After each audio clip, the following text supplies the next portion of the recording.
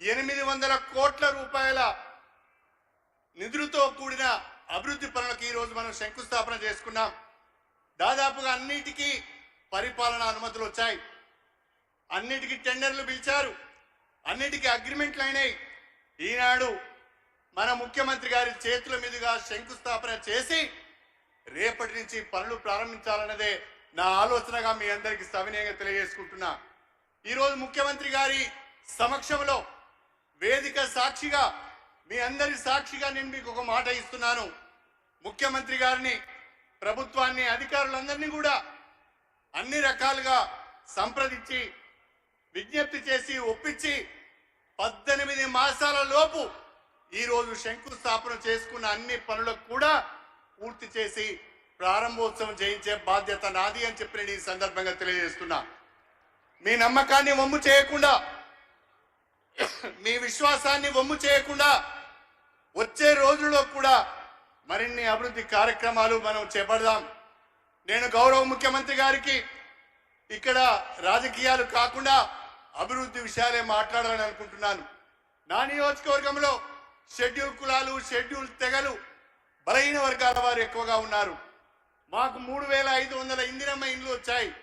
దయచేసి మీ సీఎం గారి state reserve quota నుంచి మరికొన్ని ఇందిరమ్మ ఇండ్లు మా నియోజకవర్గానికి ఇవ్వాలని చెప్పి ఈ సందర్భంగా అడుగుతున్నా.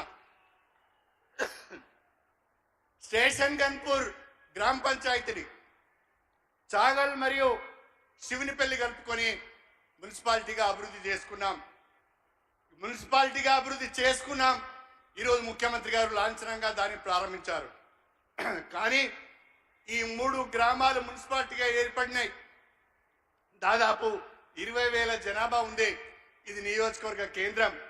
ఈ మున్సిపాలిటీకి నిధులు కావాలి. స్పెషల్ డెవలప్మెంట్ ఫండ్ కింద కానీ, మున్సిపల్ అడ్మినిస్ట్రేషన్ శాఖ ద్వారా కానీ మాకు నిధులు ఇవ్వాలని చెప్పి ముఖ్యమంత్రి గారిని కోరుతున్నా. అదేవిధంగా స్టేషన్ గన్పూర్ నియోజకవర్గంలో 15 సంవత్సరాలుగా ఏ రకమైన అభివృద్ధి జరగలేదు. 15 సంవత్సరాలుగా ఇక్కడ రాజకీయం అంతా అవినీతి, అక్రమాలు, పదవులు అమ్ముకోవడం, పనులు అమ్ముకోవడం, పథకాలు అమ్ముకోవడం, తాగడం, తూలడమే తప్ప ఒరిగింది ఏమీ లేదు అని చెప్పి ఈ సందర్భంగా తెలియజేస్తున్నా. అందుకే నేను మీకు విజ్ఞప్తి చేస్తున్నా. చాలా గ్రామాలలో చాలా పనులు ఉన్నాయి. సీసీ రోడ్లు కావాలి, సైడ్ డ్రైన్స్ కావాలి, గ్రామాలకు రోడ్లు కావాలి, స్కూల్ బిల్డింగ్స్ సరిగా లేవు. దయచేసి మాకు మా నియోజకవర్గానికి స్పెషల్ డెవలప్మెంట్ ఫండ్ ద్వారా కొన్ని నిధులు ఇవ్వాలని చెప్పి కూడా నేను ఈ సందర్భంగా కోరుతున్నా. అదేవిధంగా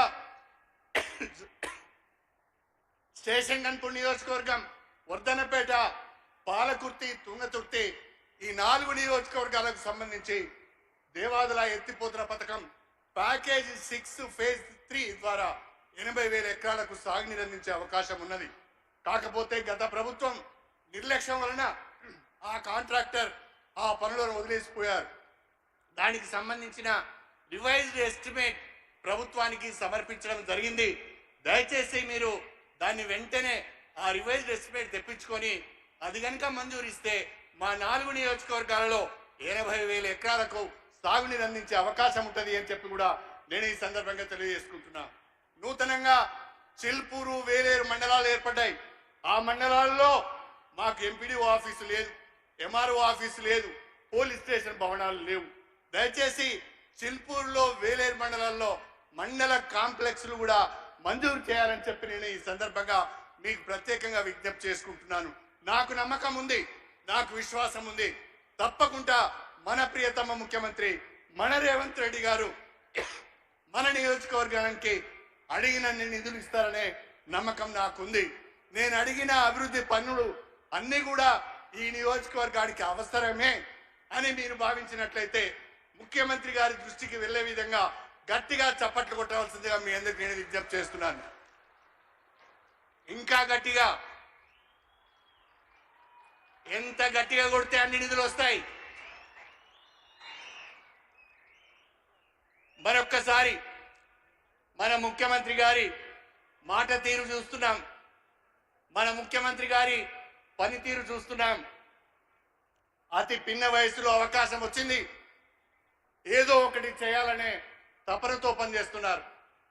ఎన్ని అడ్డంకులు వచ్చినా, రాజకీయంగా ఎన్ని విమర్శలు ఎదురైనా, వ్యక్తిగతంగా దూషణలు పడుతూ కూడా తెలంగాణ అభివృద్ధి ధ్యేయంగా పనిచేస్తున్నారు.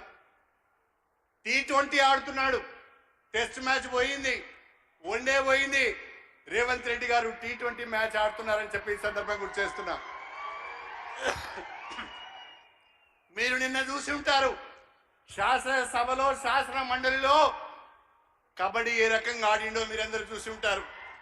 మన గ్రామాల్లో ఆడే చెడుగుడు ఎట్లా ఉన్నదో మళ్ళీ మనకు పరిచయం చేసిండు మన రేవంత్ రెడ్డి గారు అని చెప్పి నేను ఈ సందర్భంగా తెలియజేసుకుంటున్నా.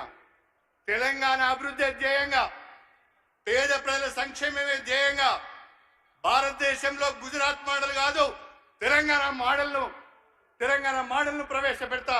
ప్రతి రాష్ట్రం కూడా తెలంగాణ మోడలే ఫాలో కావాలనే విధంగా ఒక ఆత్మ ధైర్యంతో, ఆత్మ విశ్వాసంతో, ఆత్మ నిబ్బరంతో ముందుకు వెళ్తున్న మన ముఖ్యమంత్రి, మన నాయకులు రేవంత్ రెడ్డి గారికి మనందరం కూడా అండగా ఉండాలని చెప్పి ఈ సందర్భంగా మీ అందరినీ కూడా కోరుకుంటూ, పెద్ద సంఖ్యలో ఎండను సైతం లెక్క చేయకుండా తరలి వచ్చిన మా అక్క చెల్లెలకు, అన్నదమ్ములకు మరొక్కసారి చేతులెత్తి నమస్కారం చేస్తూ